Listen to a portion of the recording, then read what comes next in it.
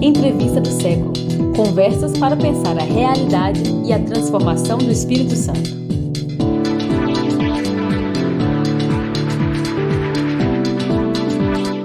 Olá, bem-vindo, bem-vinda, bem-vinde. Essa é mais uma entrevista do século. Estamos aqui direto do estúdio Rocket Filmes. Eu sou o Vitor Taveira. Convido a você a curtir o Século Diário no YouTube, nas plataformas de áudio também, acompanhar seculodiario.com.br. Entrevista de hoje muito especial. Estamos recebendo aqui o Eli Brau, que é produtor, beatmaker, DJ, enfim, tudo dentro do mundo do hip hop. E Luiz Eduardo Neves, que é jornalista, diretor do filme Onde Está a Zumbi. Vamos falar um pouco disso, né? Acaba de ser lançado esse filme e traz um pouco da origem do hip hop no Espírito Santo, né? Primeiro disco gravado, e nós vamos conversar um pouco sobre isso. Temos aqui a capa, né, do disco que foi lançado em vinil no ano de 1996, não é isso? Né? Não, 96, porque o Brau vai falar melhor, mas vamos dizer, muita coisa eu descobri, eu tinha uma história, um roteiro em mente, e ao longo que eu fui conversando com cada um dos integrantes aí dos grupos, de quem fez parte da construção desse primeiro registro fonográfico do rap do Espírito Santo, porque em 97 ficou pronta a capa, não é, Brau? Sim. E o vinil Bolachão ficou pronto em 96 e teve um evento no Gangazumba no dia 20 de novembro, porque você conseguiu, tá até no documentário, um flyer, e também eu fui nos arquivos não sei se pode falar o nome aqui, de um jornal de grande circulação do estado, que é a Tribuna, e foi assim, tá aqui, 20 de novembro, eu fui lá na Caixa de novembro, e no jornal do dia 20 tinha lá a notinha confirmando que houve o evento de lançamento, que provavelmente estava no Bolachão ainda, em 97. Ainda não lançado, foi feita a apresentação do disco. Sim, exatamente, porque o disco foi feito, a capa aqui em Vitória, e o vinil foi feito no Rio de Janeiro, e em tempos diferentes. Então, por isso, na verdade, no vinil tem a data de 96. Isso. E a capa foi feita em 97, porque, na verdade, a capa também foi feita antes, só que aí o 97, vamos colocar 97, que a gente não sabe exatamente quando que vai ser lançado. E acabou que foi lançado, assim, até um pouco antes, assim, na época, porque ficou muito entre nós, né? Depois que foi lançado na mídia oficialmente, assim, fazer festa, mas ele chegou em nossas mãos primeiro, entendeu? Nós temos aqui a capa. Dudu falou um pouco, né? Roteiro de documentário é uma coisa que você não tem controle, né? A história vai se desenrolando. Então, o filme, vamos falar um pouco dele daqui a pouco, entrevista várias dessas pessoas que estavam nesse primeiro momento. E aí, estamos falando de um marco, né? Do momento hip hop, que foi gravar o primeiro disco, que é uma coletânea, né? Sim. Da galera que já estava fazendo. Já tinha, o quê? Décadas já, né? Não, a cena já existia aqui no Espírito Santo, né? Tempo. Que começou nos anos 80. Que gravar disco não era fácil igual hoje em dia. Não, isso aí foi um marco muito assim, foi difícil, cara. Isso aí não foi 1, 2 anos, foi 3, 4 anos trabalhando em cima desse material. Nós estamos com a capa aqui na tela, né? Tributo, tem muitas coisas aqui. O primeiro é a capa e a contracapa, né? A capa tributa a Zumbi, de preto para preto, 1997, 302 anos da imortalidade do líder negro Zumbi dos Palmares. Porque a ideia disco totalmente político, né? Totalmente. A ideia era lançar em 95, porque era o ano que comemorava os 300 anos. Por isso que ali tá 302 anos, né? Isso. Porque passou... Só que a gente começamos a fazer até em 94, né? 94, aí passou 95, entendeu? Tipo, teve muita correria para chegar a esse ponto aí. E a intenção era fazer essa homenagem ao Zumbi exatamente nos 300 anos. E vale pontuar que a produção de um disco hoje até, vamos dizer, é digital, mas já vem de forma orgânica no pensamento. É o computador hoje, produz até uma música no celular, mas a gente está falando de, na época, jovens de 20 até 30 anos no máximo, que hoje. Eu já conversei foi já com senhores de 50 e senhoras também de 60 anos a voz, ou seja, os nossos griots, né, de contemporâneos, os nossos pretos e pretas velhas contemporâneas, né, que traz essa ancestralidade, e pessoas altamente tecnológicas. Tiveram que aprender a trabalhar com sampler. Na época não tinha ninguém, se eu estiver enganado, você me fala, não tinha ninguém que trabalhava com música eletrônica aqui no estado. Eles fizeram a primeira música eletrônica aqui do estado através do rap e também o Tropeço, para testar, né, os equipamentos. Ele criou nesse equipamento primeiro funk também, feito no Espírito Santo. Então a gente está falando... São várias informações aí nesse material, né? Que você está falando isso aí, porque foi exatamente que o rap, né, ele surgiu aqui no Espírito Santo a partir do momento que a gente começamos a ter as nossas próprias produções, né? No caso, o DJ Tropeço, ele é o pioneiro disso. É um cara que já tocava em festa, tocava em baile, e aí ele já tinha um certo conhecimento de equipamentos, assim, de alguma coisa, tinha essa informação desse equipamento que chamava W30 na época, e aí quando a gente começamos a vir com essas ideias de produzir alguma coisa, ele já sabia que isso dava pra fazer, e aí ele veio com a ideia, ó, mano, tem um cara tal lugar vendendo esse equipamento aqui e tal, e dá pra fazer isso que vocês querem.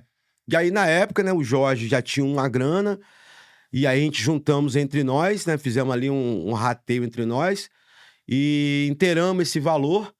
E aí o Jorge comprou esse equipamento e o Tropeço ali desenvolvendo aprendendo a mexer para produzir o rap. O Tropeço fez o primeiro funk do Espírito Santo. Fez uma montagem ali. Um marco duplo aí, né? É um marco duplo. Do funk.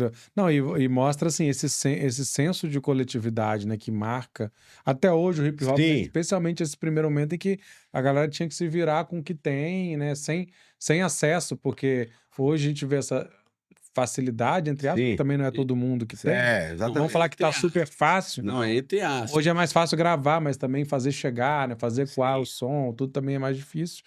Mas era uma questão que você falou, era físico, né, também. Até hoje tem que ter um computador bom também para rodar. E não, na época nem tinha computador. Na época não tinha nem computador. Era na mão, você falou. É uma história que vocês chegaram no estúdio e falaram de produzir em computador e que o produtor, ele caçou. Esse negócio de produzir no computador, isso aí não existe. Exatamente. Na verdade, quando a gente começamos a fazer essa coletânea, foi muito analógico mesmo, porque a gente gravamos em Porta Estúdio na época, tipo, antes de a gente ir para um estúdio, né, quando o Tropeço fez as produções, alguns instrumentais, se eu não me engano, o primeiro instrumental aí foi do Jorge Renegrado, né, assim, dessa galera que tá aí, um caso feito pelo Tropeço, né, que foi a música Zulu Negão, né, a primeira do lado B. E aí o Tropeço, e a gente não tinha onde gravar, né, que a gente não tinha computador.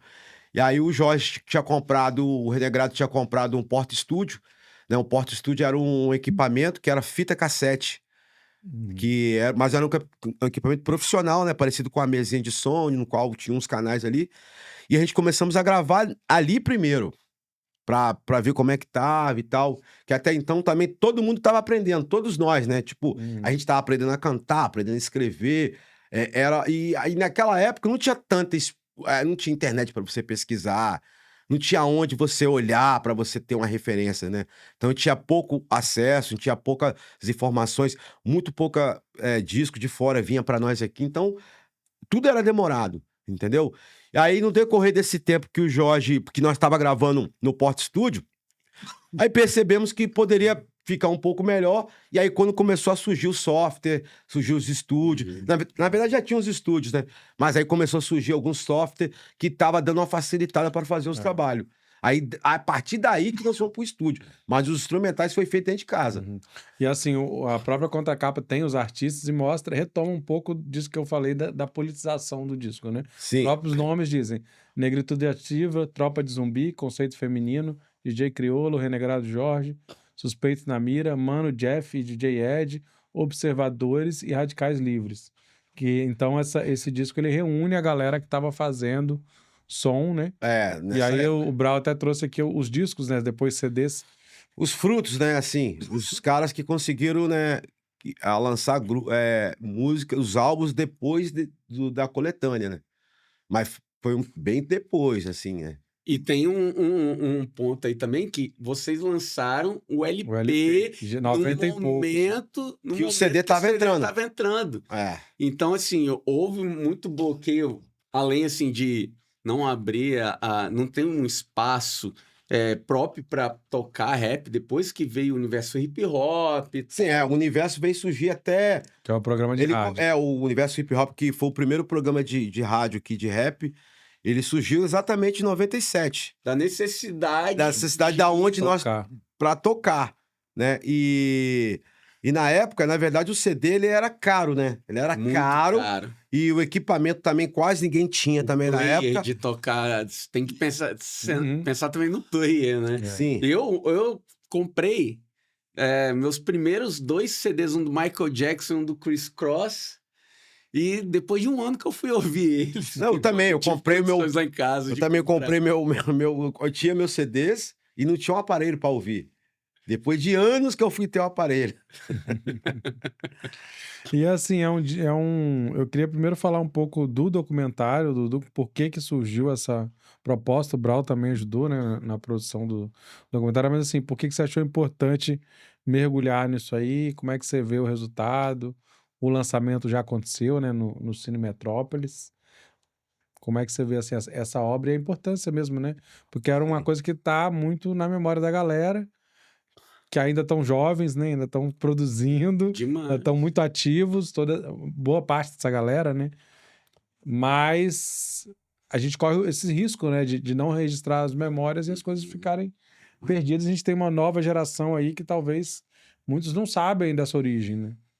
Faz parte de todo um processo que acabou-se na minha trajetória da comunicação, na academia, de pesquisa e também de vivência cultural, que é essa proximidade com hip hop, com rap, porque era a música que falava sobre as questões que eu tenho preocupação, que me afligem também. Então, assim, aquilo que o rock fazia ali nos anos 70, 80, nos anos 90, o rap que estava cumprindo esse papel e ainda cumpre muito.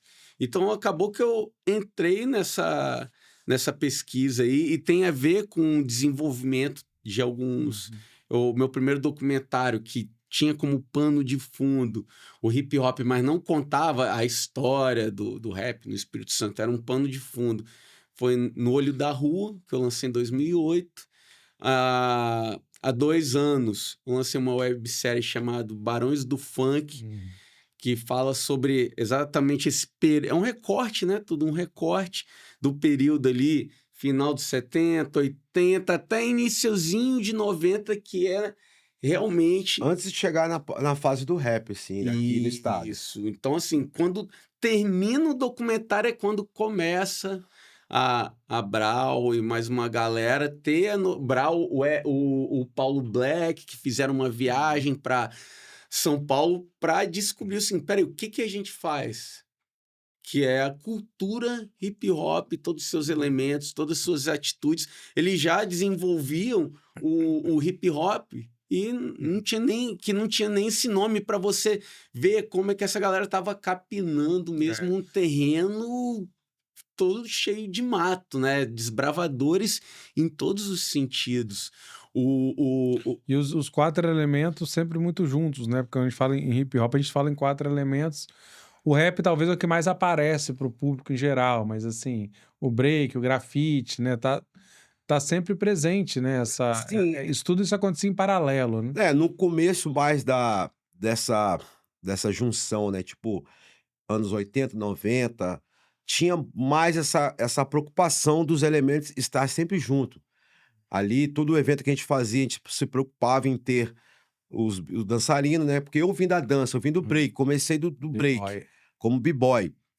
E depois que a gente foi migrando pro rap, porque a gente vimos a necessidade de ter os outros elementos aqui no Espírito Santo, que tinha, mas não em grande quantidade. Tipo assim, não tinha com Por exemplo, no início do rap ali, quando a gente começamos aqui no caso, quando o Dudu falou do Barões do Funk, que foi uma outra série que contou mais ou menos uma parte da história aqui, essa parte é voltada mais para a parte da dança, iniciando o que deu início ao rap aqui, no caso, que foi essa viagem que o Dudu comentou aqui, que eu e o Paulo Black fizemos para São Paulo em 93, que a partir dali que a gente veio com essa ideia de vir formar grupo de rap, de virar a chave, assim, de envolver outros elementos, que até então só tinha o elemento DJ e o elemento b-boy. O grafite tinha ali, mas não tinha aquela organização de caras fazendo o grafite ali naquele intuito do hip hop. E o rap não existia grupos, não existia ninguém com essa visão, né? Tinha alguns caras que cantavam, mas não com a visão hip hop. Então, a partir desse momento que a gente começamos a se reunir para vir com essa... começamos a implantar aqui no Espírito Santo o elemento rapper, e aí começamos a ver uma necessidade de quê? De ter algo para registrar isso. Porque São Paulo já tinha, né, os discos lá, hip hop cultura de rua, já tinha o Consciência Black, e no Rio de Janeiro já tinha o Tiro Inicial, né? Em Brasília também já tinha uma cena lá, que tinha o DJ Rafa, que já tinha produzido, né, alguns grupos, já tinha um Cambro Negro, já tinha o GOG. E o que a gente queria? Porra, a gente tem que ter algum registro aqui.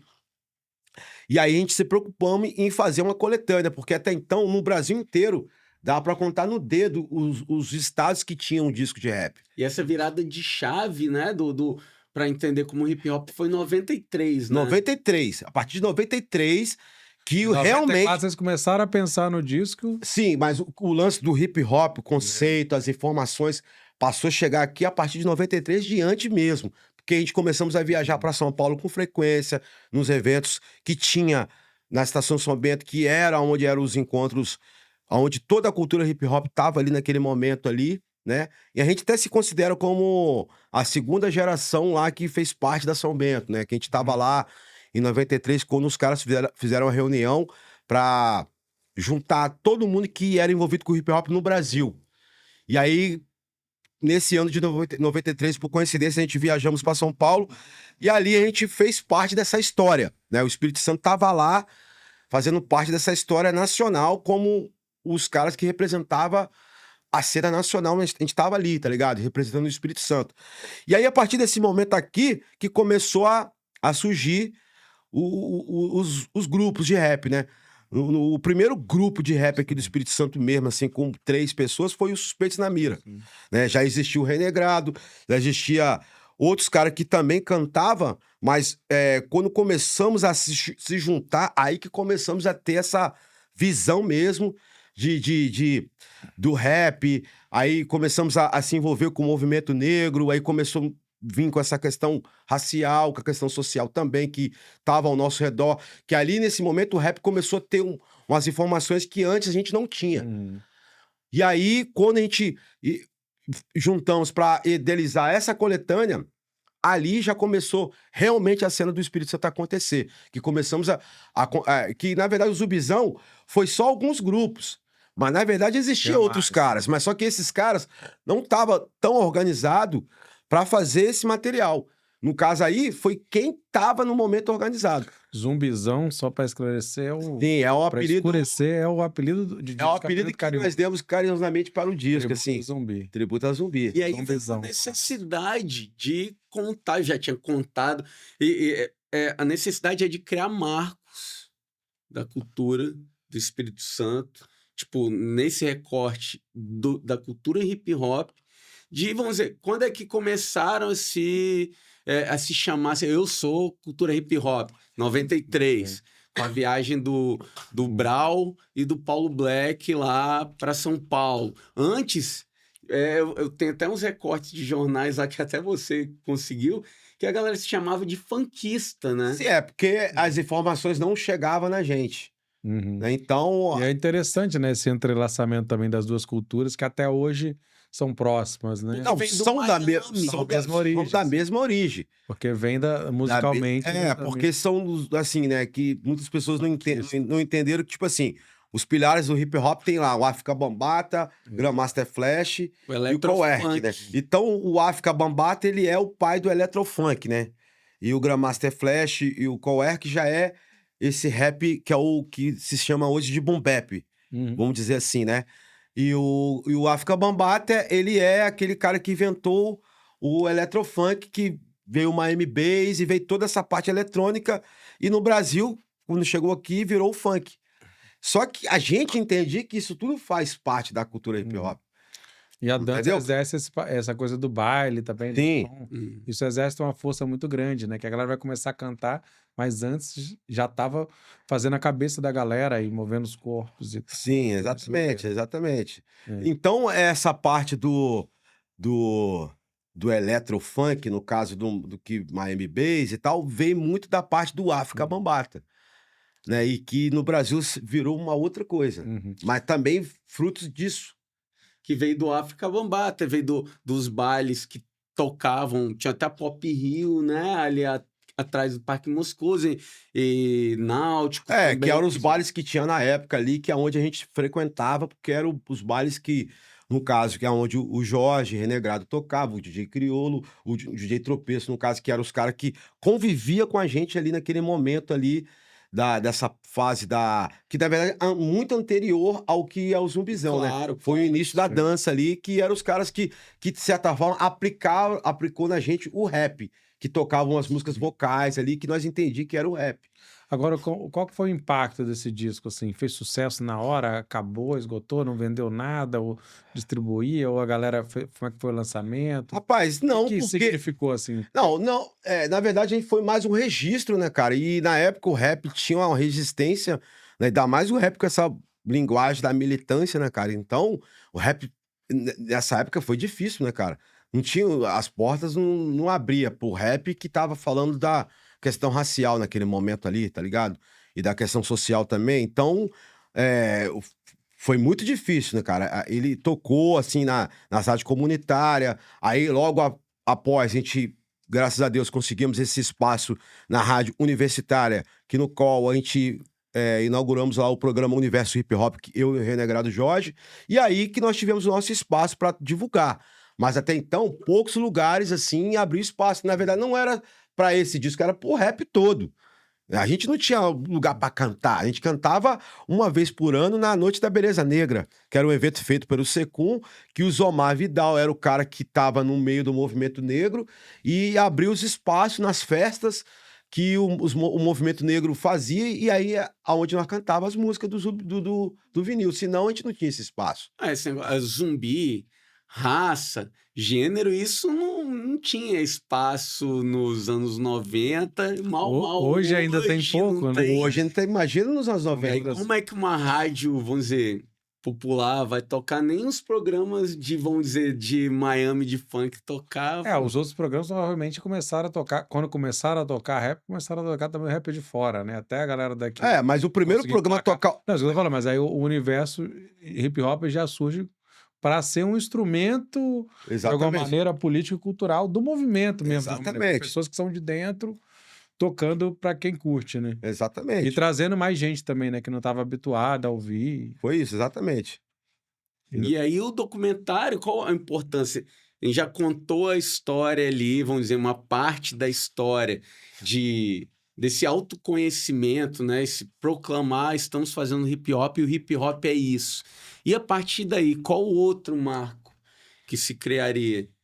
O Tributo a Zumbi e histórias que estavam até então na oralidade, conversando com quem viveu isso. E a memória, ela vai começando a pregar peças, vamos dizer, de se juntar uma história com a outra, ou de as pessoas se afastarem, você não ouvir também outros lados dessa história. Então, a ideia foi criar um documento para trazer esse material que está no oral, na voz, nas ruas, e que nem, vamos dizer, novas gerações do próprio rap, né, que vive o hip hop, conheciam o disco Tributa Zumbi. A ideia é trazer à tona, é colocar em pauta novamente o Tributa Zumbi e dar o lugar para quem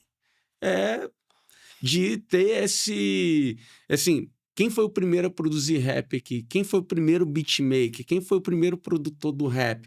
Porque senão a gente fica reinventando a roda e não segue em frente.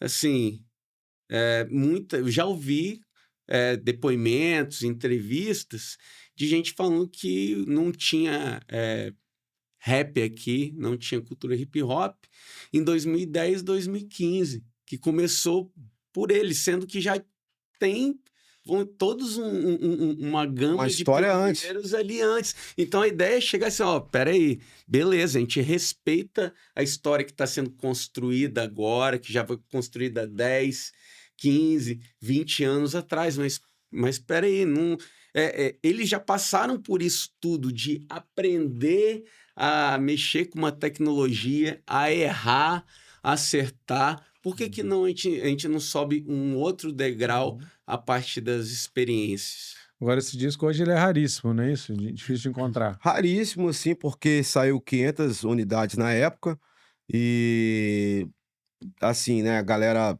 espalhou, né, cara, acho que para vários lugares do Brasil. E hoje em dia ele é raro, que na verdade ele foi um disco muito usado, assim, entre a galera do estado, né, com os DJs.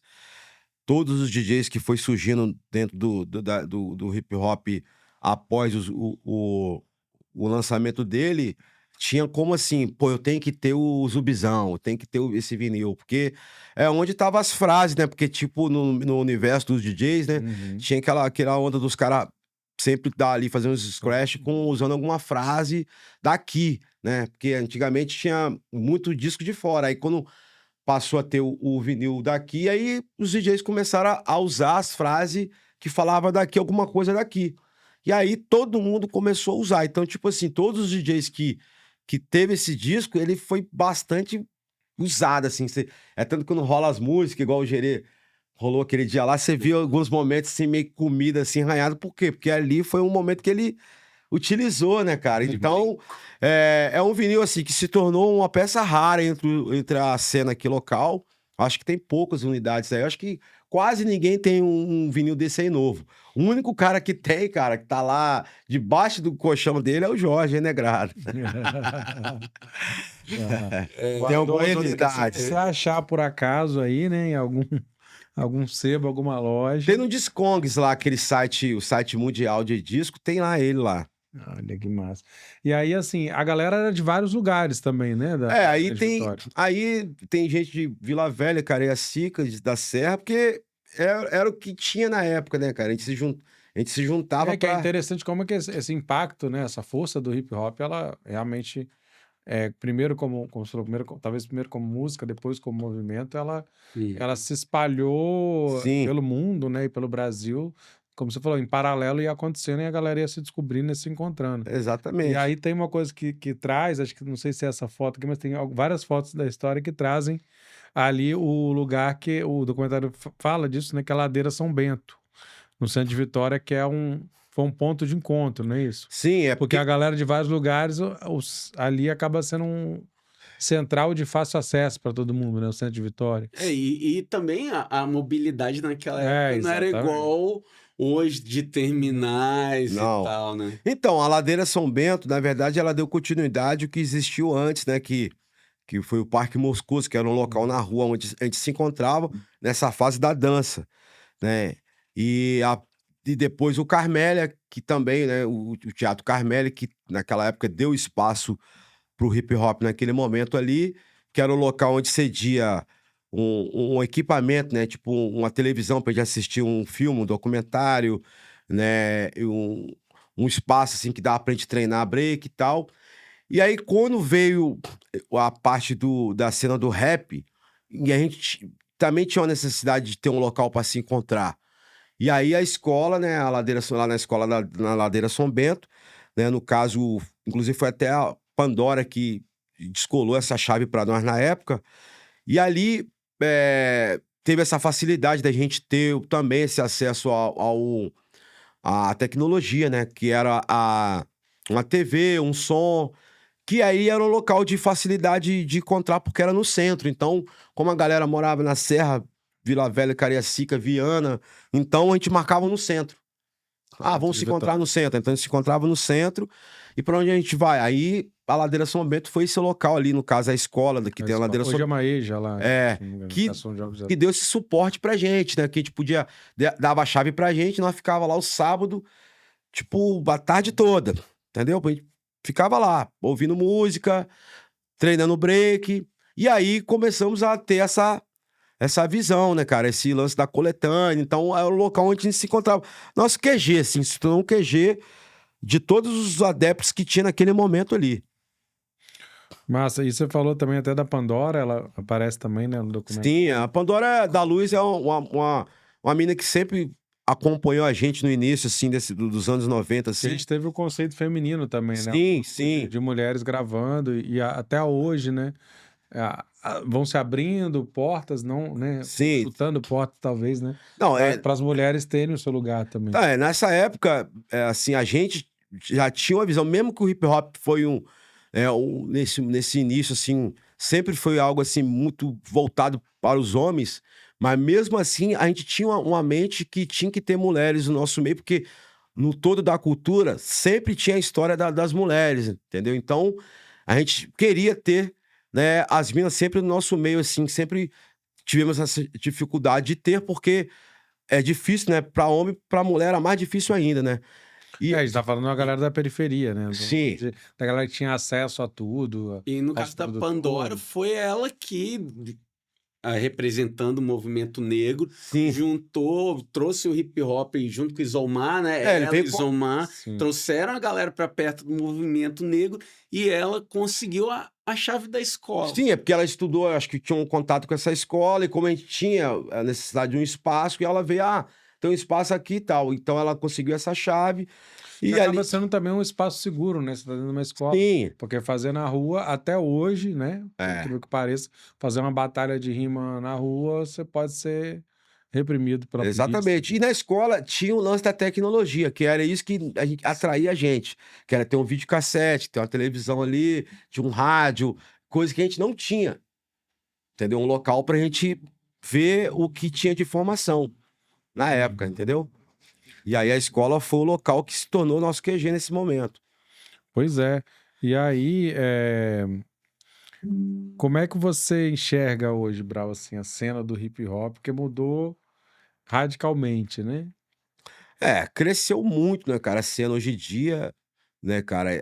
Hoje em dia o hip hop não só, tipo, cresceu geral, né? Tanto daqui no Espírito Santo, tanto no Brasil. Antigamente, nessa época aqui que a gente tá falando, a cena cabia dentro do carro. Às vezes a gente ia pra Vila Velha, eu, Jorge, assim, Sagaz, Jorge, nós falávamos, se carro bater aqui, acabou a cena, tá ligado? Teve um momento mesmo que não tinha quase ninguém, cara. Tipo, teve um momento que a cena ficou totalmente, assim, bem precária, porque não tinha espaço, principalmente não tinha lugar pra gente cantar, não tinha estrutura pra gente, a gente tinha que trabalhar pra sustentar a família e se estruturar também. E então muitas coisas não aconteciam. E aí, cara, o que aconteceu? A cena foi indo, né? Nessas indas e vindas da gente para São Paulo, começamos a trazer as informações, começamos a fazer nossas próprias festas, e ali começamos também ter loja de disco, assim, um ou outro do nosso meio começou a ter uma loja para vender roupa, vender os discos, para ter as informações. Nosso intuito é trazer as informações. Nossa visão nem era vou abrir uma loja para ganhar dinheiro. Nem era para ter as informações, para espalhar. Nesse começo aqui, a gente fazia papel de testemunho de Jeová mesmo, do hip hop. A gente comprava um disco, a gente ia na Tem casa uns do minutinhos para ouvir a cara. A gente ia na casa do cara para apresentar o disco, cara. Para mostrar, já viu o disco de fulano de tal? Pá, tô aqui, ó. A gente mostrava para trazer pro meio. A gente queria fazer a parada crescer aqui. E não tá longe desse papel, não, até porque o que a letra das músicas falava nessa época, vamos dizer, que hoje você tem que nominar coisa que antes não precisava. Rap consciente. Agora você tem que até falar, esse é o rap consciente.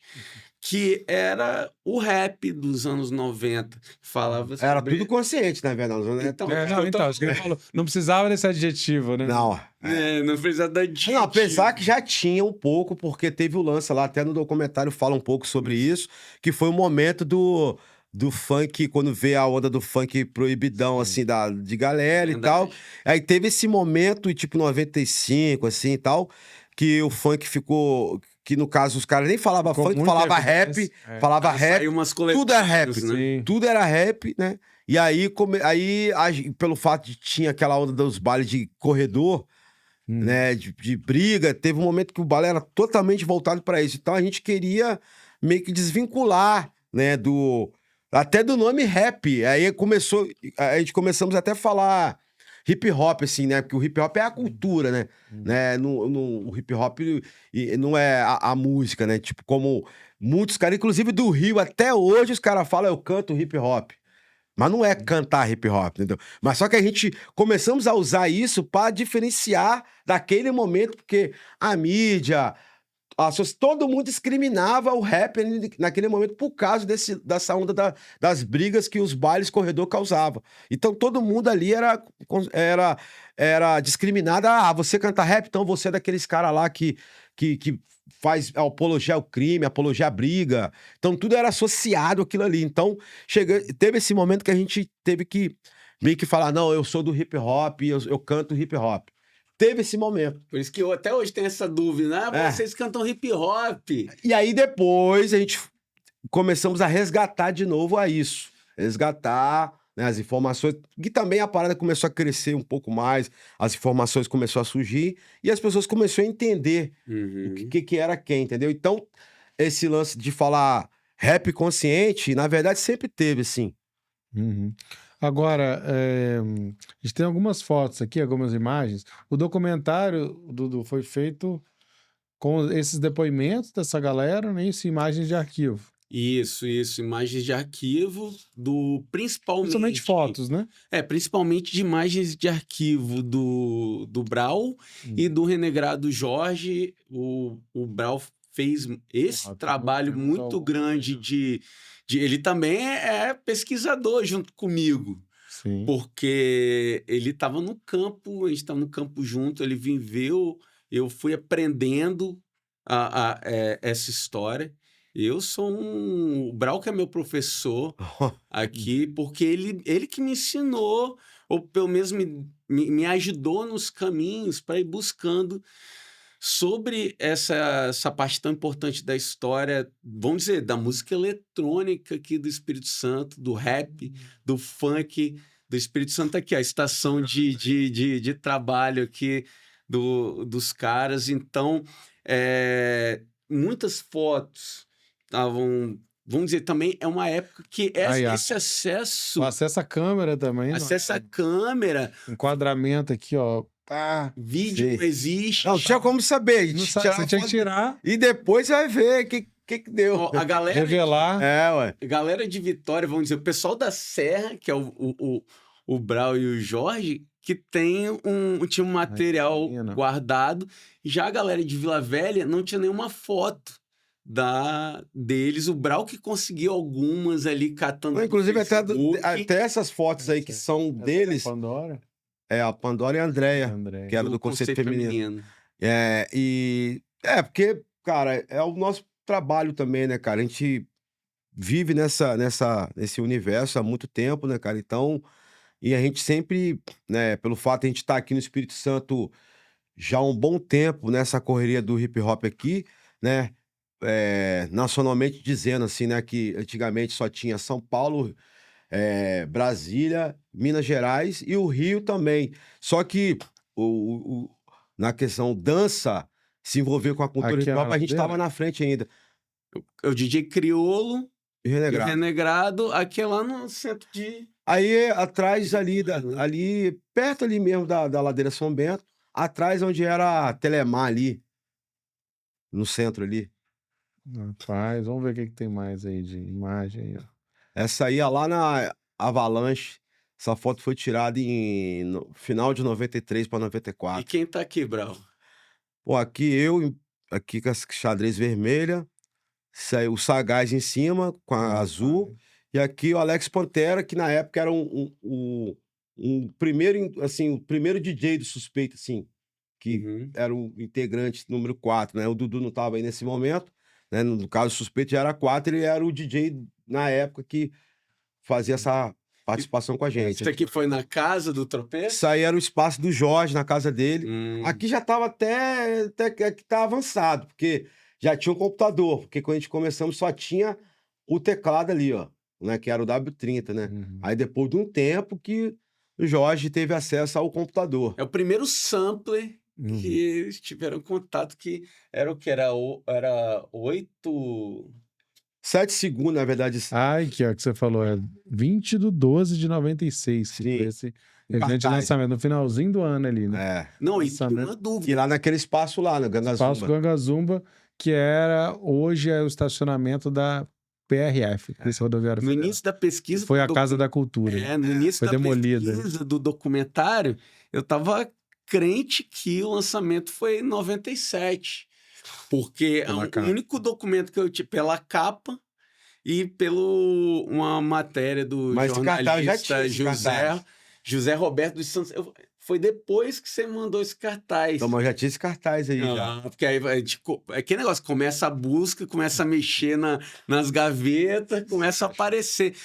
Tinha uma matéria do fanzine da Gazeta, que era ali de 97, era de abril de 97. Como ele falou, que demorou, né, de lançar para... Do lançamento dentro do movimento, de alguma maneira, que foi aquilo ali que eu tô entendendo, né? Sim, Pra galera. Aí, porque já tinha as músicas, a gente já tinha, só que o material físico não tinha em mãos ainda, mas mesmo assim a gente fazia algum evento e voltava para isso, porque era a única maneira também de a gente juntar a galera curiosa também para saber o que estava acontecendo. Aí nesse caso não tinha um disco antes, vocês só cantaram... a gente cantava o repertório ao vivo, que nós já tínhamos. Tá? A gente tinha as músicas. A gente cantava as músicas, mas só que o material físico veio chegar um pouco depois mesmo. Não, e nas entrevistas ainda tinha muita dúvida entre quem viveu aquilo ali, por isso que eu faço assim, essa questão da memória. A memória ela vai passando porque tinha gente que falava, não, foi 96, foi 97. A primeira a entrevistar foi a Pandora.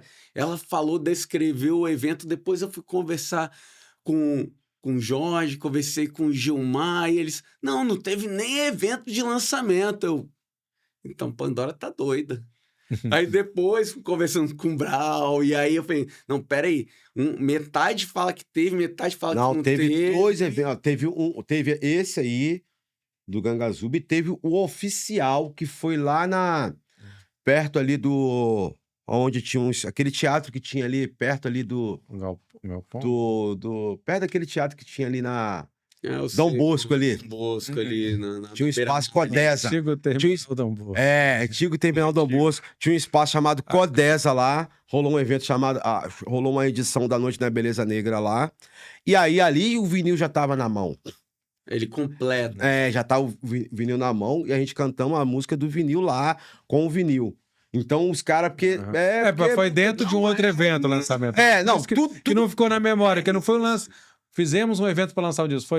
Rolou o evento, convidaram a gente, fizemos um lançamento. Porque não tinha como a gente fazer um evento de lançamento, então. Tinha que ter público e tinha que ter a condição. Então a gente aproveitava os lugares que cedia pra gente fazer algum evento. Chamava, canta aqui, a gente, vamos fazer o lançamento. Aí o Isomar, como ele era um cara que tinha essa articulação dentro do movimento negro, e aí ele tinha esse espaço do hip hop, então vamos fazer um lançamento lá do vinil do Zumbi lá. E aí foi o oficial, por quê? Porque ali já tinha um vinil na mão, cantamos a música do vinil ali. Agora eu não me lembro se cantou todo mundo, mas eu lembro que foi uma grande parte da galera cantou nesse dia, que foi o lançamento oficial, que foi na Codesa. Mas foi bom para criar, vamos dizer, ter esse papo coletivo. Foram 12 horas, eu tenho 12 horas de entrevista. Por um documentário que era para ser de até 30 e virou um de 53, ou seja, estourou o orçamento quase em 100%. Mas por quê? Era uma história que deveria ser contada.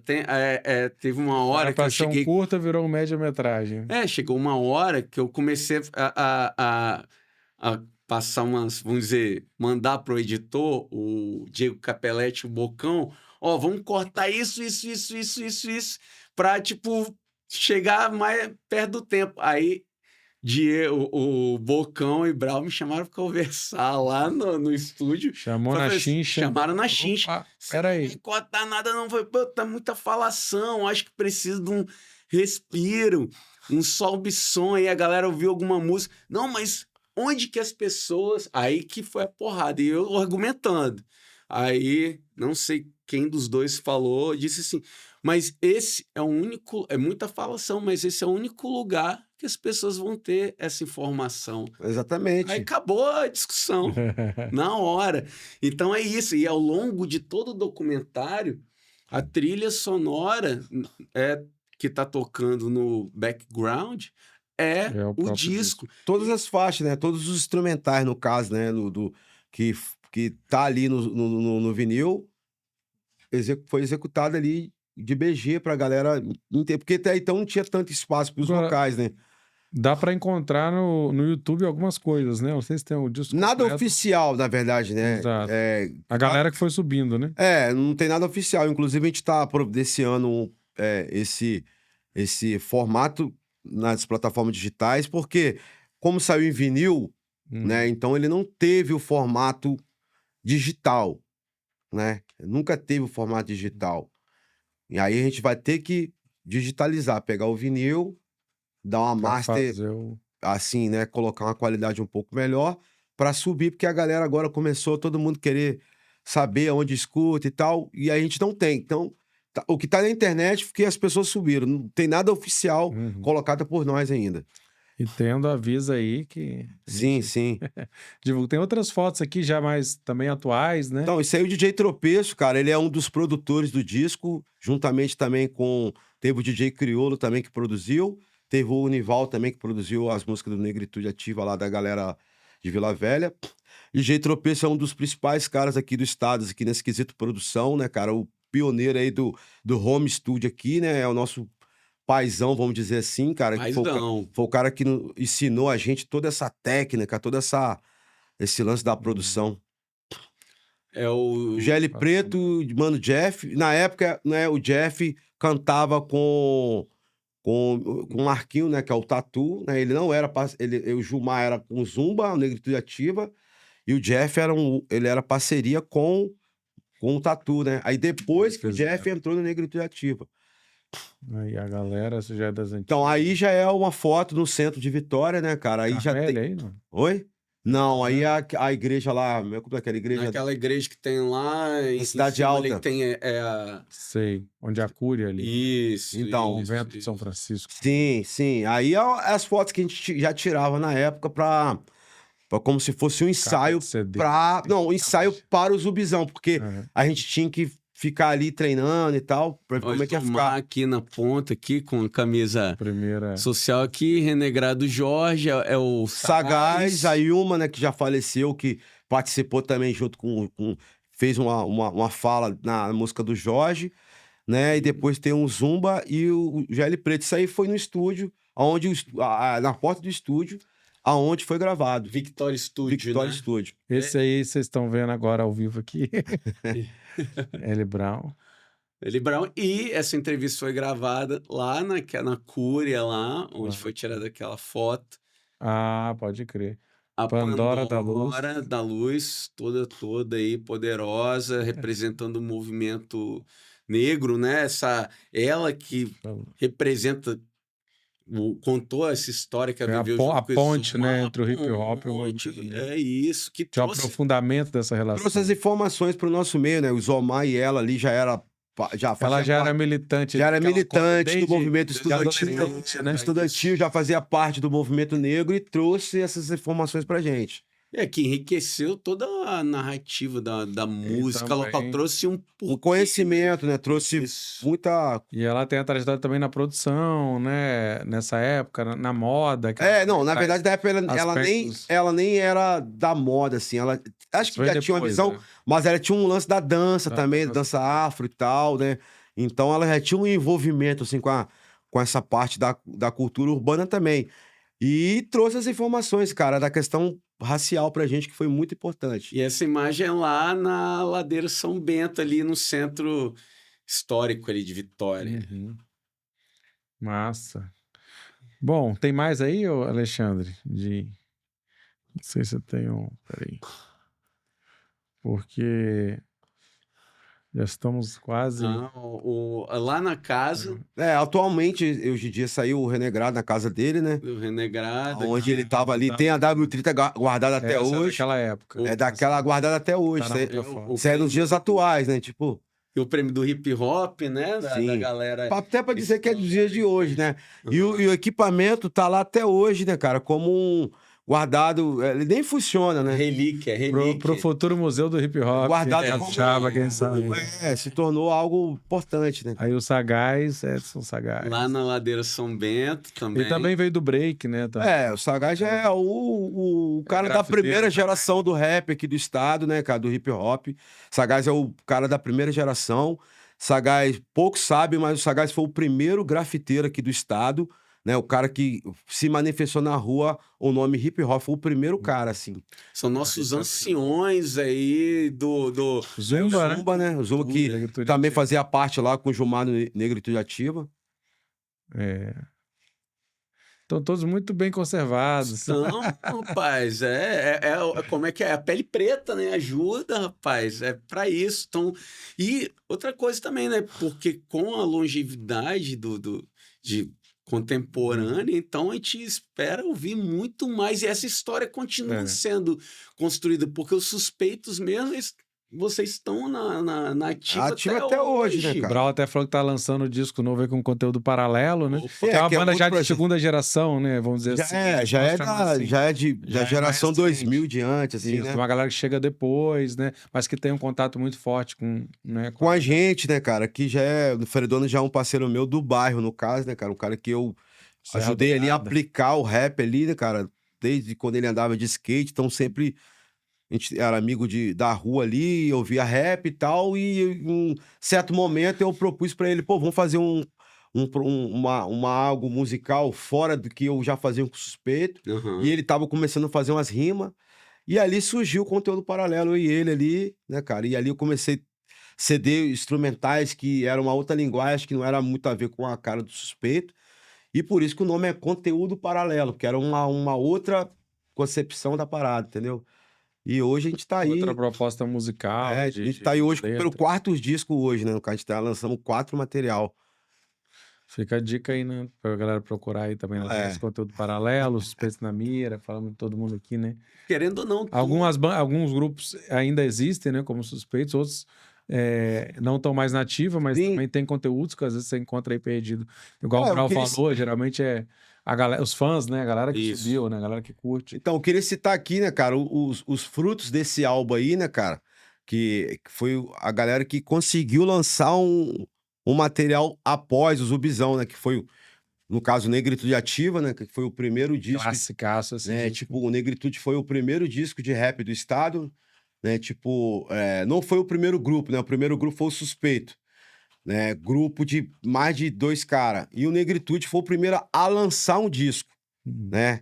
Conseguiu lançar em 99 esse material, né? E na sequência... Pretos, Pobres e Revolucionários. Sim. E o Renegrado Jorge, que é considerado por nós aí também um dos primeiros rappers aqui do estado, né, cara? O cara que nos apresentou o rap, assim, que cantou no baile, cantou numa rádio, né? Ele já era um DJ de baile, um DJ de rádio, e aí ele... Foi um dos primeiros caras, assim, também, né, que fez parte dessa história. E ele foi o segundo cara a gravar um disco, né, de rap. A capa também diz muito, né? Ele tá tomando um quadro ali da polícia. Sim. Policial com arma em punho.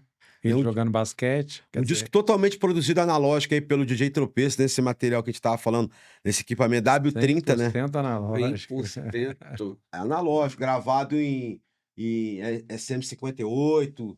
Que é o microfone de mão, tipo essas coisas assim, essas técnicas, coisas bem precárias mesmo, aí cara. Tem o Perigo Iminente, Suspeitos na Mira. Aí o Suspeitos na Mira, né, que foi lançado, já foi lançado tipo em 2000, né?